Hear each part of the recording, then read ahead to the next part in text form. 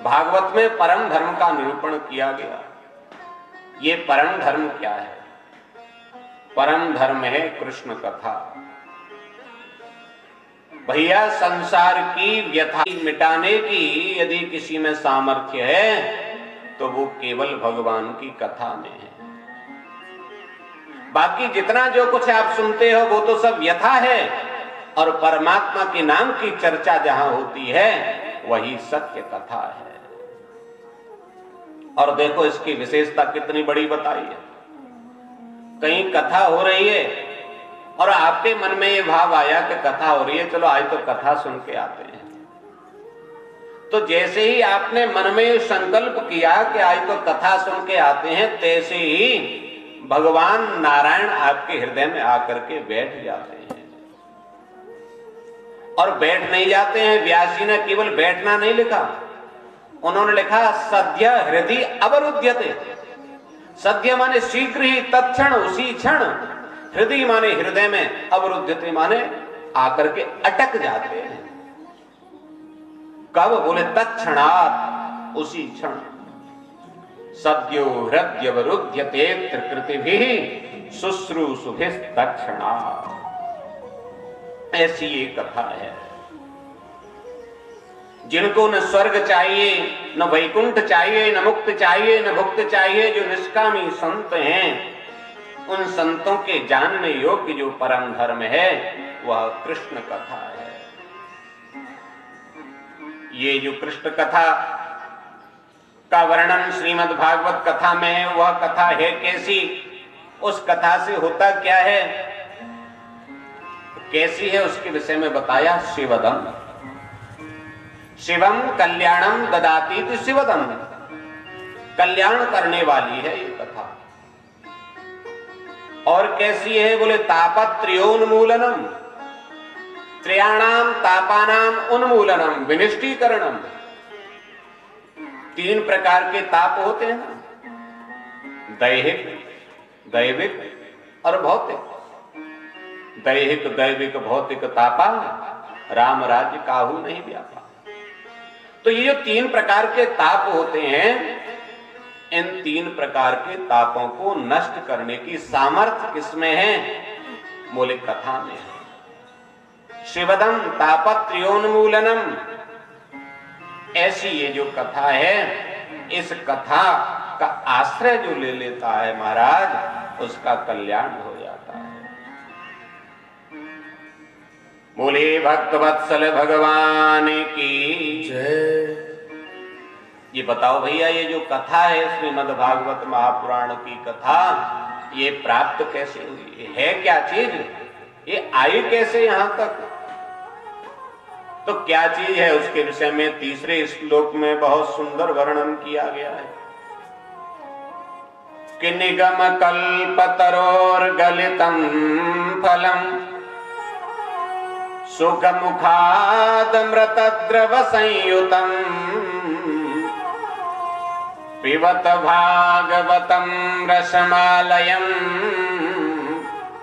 मुहुरहो रसिका भुवि भावुका। पिबत भागवतम रसमालयम। इस कथा को क्या करें? बोले इसको पियो। है कैसी है, क्या है कथा? बोले निगम कल्प तरोर गलितम फलम। ये निगम किसे कहते हैं? निगम कहते हैं वेद को। निगमः वेदः तत्रूपः कल्प वृक्षः तस्य वृक्षस्य पक्वम फलम श्रीमद् भागवत महापुराणम। निगम माने वेद रूपी कल्प वृक्ष का पका हुआ फल है श्रीमद् भागवत महापुराण। जब तक मोक्ष नहीं हो जाता, जब तक मुक्ति नहीं हो जाती, तब तक इसको पीते रहो। कहता है ये, बोले रसस्य आलयम, रस से भरा हुआ है, इसलिए इसको पियो। कितनी बार पिए महाराज? बोले मुहुर मुहुर, बारंबार। इसको बार बार पीते रहो, बार बार पीते रहो। ऐसा करेंगे तो कल्याण हो जाए। अब ये बताओ, कथा कोई पी जाती है क्या? है? कथा तो सुनी जाती है, और ये कह रहे हैं पियो। अब पिए कैसे? बोले मिक्सी चल गई है आजकल, ग्राइंडर चलाओ, ठंडाई बनाओ। है? पीने का तात्पर्य क्या है? पिबत भागवतम रसमालयम। ये नहीं कहा शृणुत भागवतम रसमालयम, ये कहा पिबत भागवतम रसमालयम। इसको पियो। पीने का मतलब है कि इस कथा का ऐसा अवगाहन करो, इसको ऐसे आत्मसात करो। सुनने की कह देते तो आपने सुन ली, इधर से सुनी और इधर से निकाल दी, कोई मतलब ही नहीं बनता है। इसको उतारो जीवन में, हृदय में उतारो। कल भी मैंने आपको बताया था कि चिंतन, मनन और निधिध्यासन, इस विधि के द्वारा जब कथा को हम श्रवण करते हैं, आत्मसात करते हैं, तो हमारा कल्याण हो जाता है। इसलिए इसको पियो। वही बात महाराज कितनी बार पिए? बोले मुहुर्मुहु, बारंबार, बार बार पियो, क्योंकि इससे पेट भरता नहीं है। रामचरित जे सुनत अघाई, रस विशेष जाना दिन नहीं। भगवान की कथा से जिनका पेट भर जाता है महाराज, वो तो मानो उस रस का अवगाहन उन्होंने किया ही नहीं। जिन हरि कथा सुनी नहीं काना, श्रवण रंध्र अय भवन समाना। जिन्होंने भगवान की कथा को नहीं सुना, तो वह मानो उसमें उन्होंने प्रवेश ही नहीं किया, उसमें उन्होंने अवगाहन ही नहीं किया। इसलिए इस कथा को पीने के विषय में कहा गया। इसको पियो, और ऐसे पीते पीते ये रस से भरा हुआ है। कहते हैं रस क्या चीज है, किस चीज का रस है? तो देखो रस किसे कहा है? उपनिषदों में कहा है रसो वै सः। रस वही है। वह क्या है? साक्षात परब्रह्म परमात्मा ही रस है, और उसी से भरा हुआ ये फल है। इसलिए इसको पीना चाहिए। बोले भक्तवत्सल भगवान की जय। जय तो कम से कम तुम्हें बोलनी पड़ेगी। बोले कृष्ण कन्हैया लाल की। आइए हम उसी प्रसंग पर चलते हैं, जहां बड़ा सुंदर स्थान नैमिषारण्य क्षेत्र है। 88,000 सौनक आदि संतों की मंडली विराजमान है, और उसके मध्य में आदरणीय सूत जी महाराज बैठे हैं। सूत जी ने संतों को भागवत जी के महात्म की कथा सुनाई, बड़ा आनंद आया, संत भाव विवल हो गए। संतों ने हाथ जोड़ करके कहा, महाराज त्वया खलु पुराणानि सेतिहासानि चानघ आख्यातान्यापिधीतानि धर्मशास्त्राणि नाम्यता। आप पुराणों के भी ज्ञाता हैं महाराज, आपने शास्त्रों का भी विधिवत अध्ययन किया है, इतिहास के भी आप जानकार हैं। आप हमें कोई ऐसी कल्याण करने वाली कथा का श्रवण कराइए। हमारे मन में कुछ संदेह हैं। क्या संदेह है आपके मन में? तो उन्होंने कहा, ये बताइए मानव के लिए परम धर्म क्या है? कलयुगी जीवों के परम कल्याण का सहज साधन क्या है महाराज? पुंसाम एकांततः श्रेयस तन्न संसुतमर्हति। उसको हम सुनना चाहते हैं। दूसरा, हमारे मन में संदेह है कि जब हम मंदिर में जाते हैं तो वहां अनेक देवी देवता होते हैं। हमने तो घर से लोटा भरा कि चलो शंकर जी पर जल चढ़ाया, और मंदिर में पहुंचे तो वहां बहुत देवी देवता दिखाई दिए। तो अजन्मा का जन्म कैसे हुआ और अनामी का नाम कैसे पड़ा? देवताम वसुदेवस्य जातो यस्य चिकीर्षा। वो अजन्मा जो परमात्मा है, वो अनामी जो परमात्मा है, उसने वसुदेव और देवकी के यहाँ जन्म कैसे लिया? और भगवान के अवतार होते हैं, कोई कहता है 10 होते हैं, कोई कहता है 24 होते हैं। तो वास्तव में अवतार कितने हैं, कृपया बताएं। कथा ख्याय हरेर धीमन अवतार कथा सुभा। अवतारों के विषय में भी हमें बताने का कष्ट करें। और हाथ जोड़ करके बोले, महाराज वक्ता वही श्रेष्ठ है जो सूक्ष्म में बतावे, गागर में सागर भर करके कहे, इसलिए संगीत में बताने की कृपा करें। अतः सापुत्र यत् सारम समुद्रत्य मनीषया। संक्षेप में बताएं महाराज। हमारे मन में संदेह है महाराज कि धर्म संस्थापनार्थाय संभ्रामी योगे योगे, परमात्मा धर्म की स्थापना करने के लिए आते हैं। तो फिर हम जब ये भी जानना चाहते हैं कि जब वो परमात्मा गए तो धर्म कम शरणम गता, वो धर्म किसी शरण में चला गया। इस प्रकार के हमारे मन में संदेह हैं, कृपया इन संदेहों की निवृत्ति करें। आज इस प्रकार के प्रश्नों को सुनकर के सूत जी महाराज गदगद हो गए और सूत जी कहते हैं, ऋषियों आपने बहुत उत्तम प्रश्न किए हैं, और ये जो आपने प्रश्न किए हैं इनमें आपका कोई स्वार्थ नहीं है। ये तो पूरे संसार के जितने भी प्राणी हैं उन सबके कल्याण के लिए, और आपने इस तरह के प्रश्न किए हैं। आपने पूछा कलयुगी जीव के लिए परम कल्याण का सहज साधन क्या है?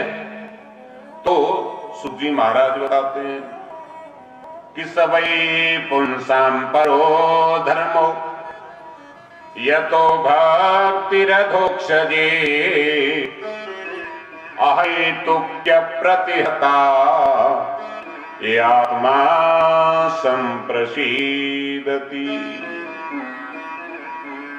सबई पुंसाम परो धर्मो यतो भक्तिरधोक्षजे। परो धर्मो, परम धर्म क्या है? बोले अधोक्षज जो भगवान श्री कृष्ण हैं, श्रीमन नारायण हैं, उनकी भक्ति करो। कैसी भक्ति करें? बोले अहेतुक्य प्रतिहता, अहेतु की भक्ति करो, जिस भक्ति का कोई हेतु नहीं है। भक्ति दो प्रकार की होती है, एक होती है सकाम भक्ति, एक होती है निष्काम भक्ति। सकाम भक्ति तो महाराज वो होती है, एक पिलपिला सा अमरूद रखा, 5 बिल्लू रखे, 1 लोटा जल का रखा, 5 किलो दूध जो घर में रखा हुआ उसमें से 1 चम्मच दूध लोटे में डाल लिया और शंकर जी के पास पहुंच गए, और उस सबको चढ़ा करके कहा मेरे यहाँ बेटा हो जाए, मेरे यहाँ पोता हो जाए, महाराज मेरी फैक्ट्री बंद पड़ी है, ये चल जाए। शंकर जी तो बड़े दयालु, उनका तो नाम आशुतोष है। आशु शीघ्रम तुष्यतीति आशुतोषा, वो शीघ्र ही प्रसन्न होने वाले हैं। इसलिए ये प्रसन्न हो जाते हैं, और तुम जो मांगते हो वो उसको देते हैं। किंतु असल में होता क्या है कि जैसा तुम फल चढ़ाते हो, फल चढ़ाया तुमने पिलपिला, तो बेटा बेटी तो दे देते हैं, किंतु उसकी खोपड़ी भी थोड़ी पिलपिली हो जाती है। फिर उसको लेकर के डॉक्टर के पास घूमते। एक होती है निष्काम भक्ति। निष्काम भक्ति में तो भैया कुछ कहा ही नहीं, भजन किया जाता है, तपस्या की जाती है, और परमात्मा से कहना क्या है। क्या वो नहीं जानते कि हमारी आवश्यकता क्या है, हमें क्या चाहिए, हमारे इस चीज की जरूरत है। अरे एक साधारण सा पिता जो होता है वह पूरे घर का ख्याल रखता है, पूरे घर के प्रत्येक व्यक्ति की जो जिम्मेदारियां होती हैं उन सब का निर्वहन करता है, किसको क्या आवश्यकता है उस समय पर पूर्ति। संगम में मां गंगा के चरणों में प्रणाम किया। मां गंगा ने कहा, भरतलाल क्या चाहिए तुम्हें, बताओ। तुम्हें जो चाहिए सो सब प्रदान करते हैं। भरत जी ने हाथ जोड़ लिए, मुझे कुछ नहीं चाहिए मां।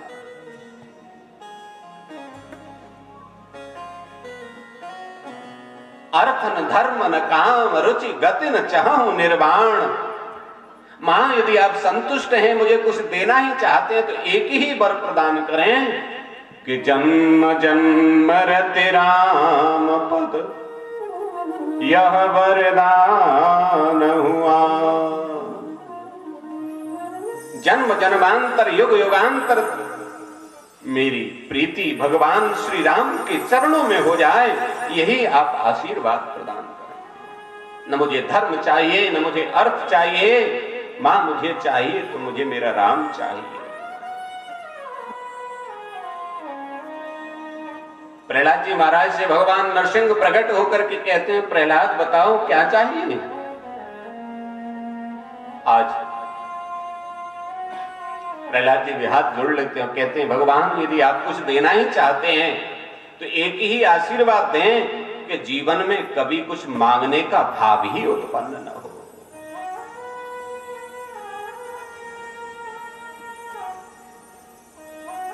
किंतु अब तो कलिकाल चल रहा है, अब तो न भरत है न प्रहलाद हैं, अब तो कलयुग के प्राणी हैं। एक छोटे से आले में ठाकुर जी को बिठा लेते हैं महाराज, और 150 बत्तियां बना करके एक डिब्बे में रख लेते हैं, उसमें 4 चम्मच घी चढ़ा देते हैं, और उसमें से एक बत्ती निकालते हैं, और निकाल करके शाम को ठाकुर जी के सामने दीपक लेके खड़े हो जाते हैं और उनकी आरती करने लग जाते हैं। ओम जय जगदीश हरे स्वामी, जय जगदीश हरे। भक्त जनों के संकट, दास जनों के अपगुण जड़ में दूर करे। जय जगदीश हरे। ओ जावे फल पावे, दुख बिन से मन था। स्वामी दुख बिन से मन था। सुख संपत्ति घर आवे, धन दौलत घर आवे, कष्ट मिटे तन का। ओम जय जगदीश हरे। आरती शुरू की नहीं कि अपनी जो फरमाइश है वो शुरू कर देते हैं।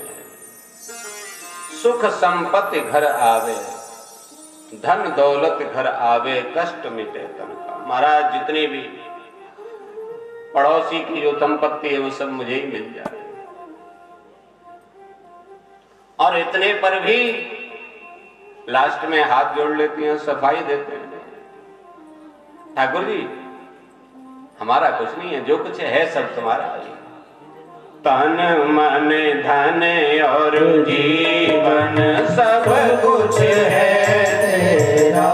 स्वामी सब कुछ है तेरा। तेरा तुझको अर्पण, प्रभु जी का प्रभु को समर्पण। क्या लागे मेरा। ओम जय जगदीश हरे। जगदीश हरे। हो स्वामी जय जगदीश हरे।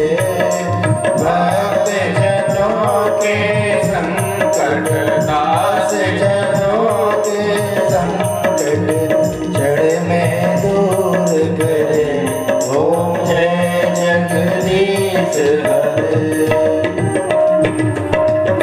तन मन धन और जीवन सब कुछ है तेरा। स्वामी सब कुछ है तेरा, सब कुछ तुम्हारा ही तो है। तिजोरी में रखा हुआ माल सब आपका ही है, किंतु चाबी का आप क्या करेंगे। चाबी तो मैं ही रख लेता हूं।